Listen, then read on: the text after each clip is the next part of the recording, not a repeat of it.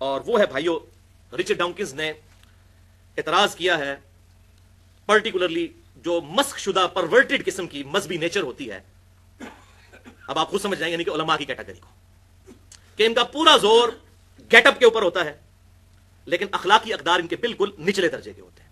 حقوق العباد کے معاملے میں یہ لوگ اتنے اچھے نہیں ہوتے، بس لوگوں کو گیٹ اپ کے اوپر زور دلواتے ہیں، اور جو مورل ویلیوز ہیں ریلیجن کی وہ پس سے پش ڈال دیتے ہیں. اب آپ لاکھ کہتے ہیں کہ ہماری کتاب میں لکھی ہے، وہ کہتے ہیں بھائی مسئلہ یہ ہے کہ کوئی درخت اپنے پھل سے پہچانا جاتا ہے، تو آپ جو مسلم ہونے کا دعویٰ کرتے ہو آپ تو پھل ہو نا اس اسلام کے درخت کے، تو ہم نے تو آپ کو ہی دیکھنا نا. یہ گلے سڑے پھل دیکھیں گے تو درخت کے بارے میں تو اب ہم یہ تو نہیں ان کو کہہ سکتے یہ پھل جو ہیں وہ 1400 سال پہلے جا چکے ہیں.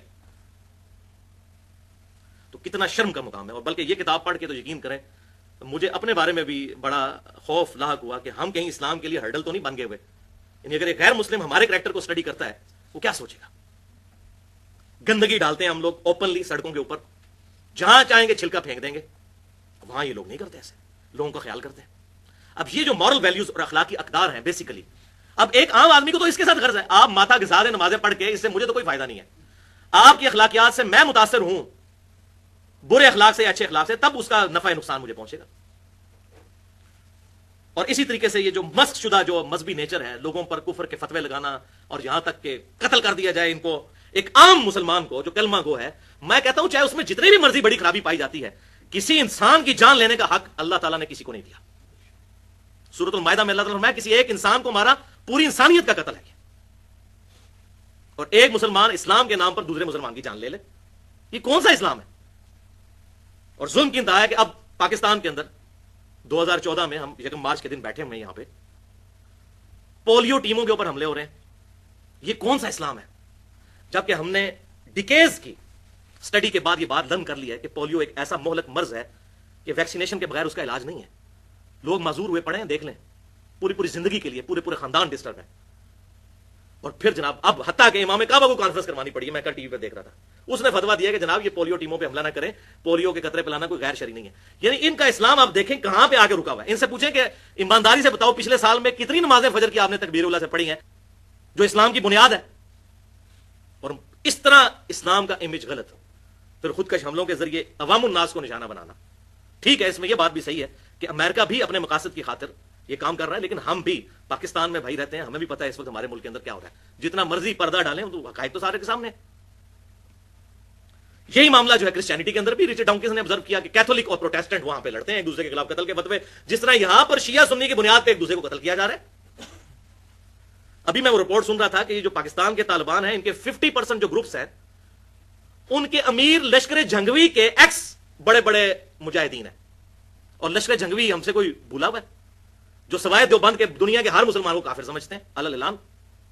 تو جب یہ لوگ وہاں جائیں گے تو جا کے کیا اسلام پھیلائیں گے؟ اپنے مسئلے کی بات کریں گے. یہ ان کی ہسٹری ہے. جو ان کی ڈیمانڈ جائز ہے، میں اس ڈیمانڈ کے اوپر بات نہیں کرتا، وہ پوری نیشن کی ڈیمانڈ ہے. بات طریقے پہ ہو رہی ہے. اسی طریقے سے یہاں سے بھی اگر کوئی زیادتی کرتا ہے گورنمنٹ کی طرف سے یا فوج کی طرف سے اگر زیادتی ہوتی ہے ہم اس کو کنڈیم کرتے ہیں. مسئلہ یہ نہیں ہے، مسئلہ یہ ہے کہ اسلام کا امیج لوگوں تک کیا جا رہا ہے. تو شیعہ سنی فساد کی بنیاد کے اوپر قتل و غارت کیا جا رہا ہے. شکر ہے کہ رچرڈ ڈاؤکنز نے ایک مہربانی کی دا گاڈ ڈیلوژن میں.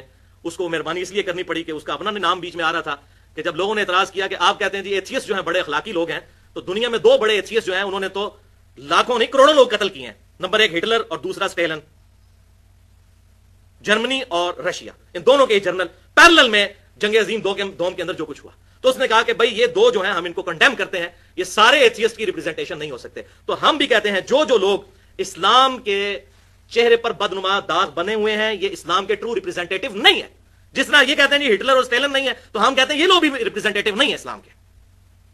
اسلام کو اسٹڈی کرنا ہے تو اس کتاب کے ذریعے. اور میں آپ کو اتنی شرمناک اور خطرناک بات بتاؤں، اس وقت کتنے غیر مسلم مسلمان ہوئے ہیں جنہوں نے کامنٹس اپنے دیے ہیں، ویڈیوز میں رکھے ہوئے ہیں کہ اللہ کا شکر ہے کہ ہم نے مسلمانوں کو اسٹڈی کرنے سے پہلے قرآن کو اسٹڈی کر لیا، ورنہ ہم کبھی مسلمان نہ ہوتے.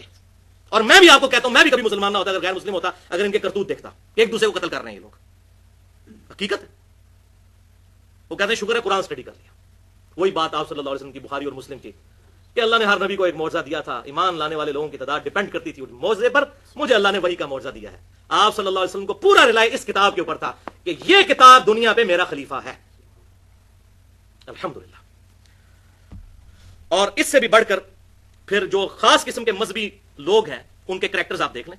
ابھی 2-3 ہفتے پہلے کی بات ہے, پورے انٹرنیشنل میڈیا کے اندر, سی این این پہ, بی بی سی میں, ساری اخباروں کے اندر یہ بات چھپی ہے کہ ویٹیکن سٹی جہاں پر پوپ بیٹھتا ہے وہاں پر ہومو سیکچولیٹی ہوتی ہے. وہ پادری جو ہے وہاں کے لڑکوں کے ساتھ بدفعلی کرتے ہیں.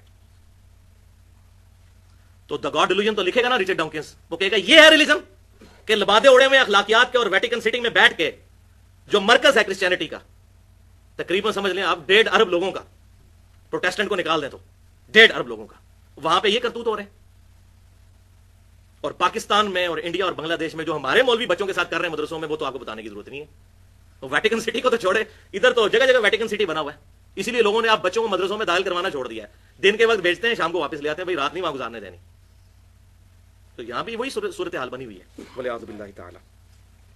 تو بات بالکل ٹھیک ہے جو نیو مسلمز کی, کہ اگر ہم قرآن کو سٹڈی نہ کرتے, صرف مسلمانوں کو سٹڈی پہلے کر لیتے, ظاہر ہے مسلمانوں کو سٹڈی کر لیتے پھر قرآن کو بھی سٹڈی نہ کرتے. اب پتہ چلا کہ سب سے بڑے اسلام کے دشمن ہم مسلمان ہیں. اب یہ جتنی میں گفتگو کر رہا ہوں, میں نے تو الحمدللہ یہ لیکچر تیار کرتے ہوئے بڑی دفعہ توبہ کی ہے کہ میں نے اپنی اصلاح کرنی ہے. ہم لوگ بھی سارے کوشش کریں اور دعا کر کے اٹھیں کہ ہم نے آج کے بعد انشاءاللہ اپنی اصلاح کرنی ہے. ہم نے اسلام کے لیے ہرڈل نہیں بننا بلکہ اسلام کی دعوت کا ذریعہ بننا ہے.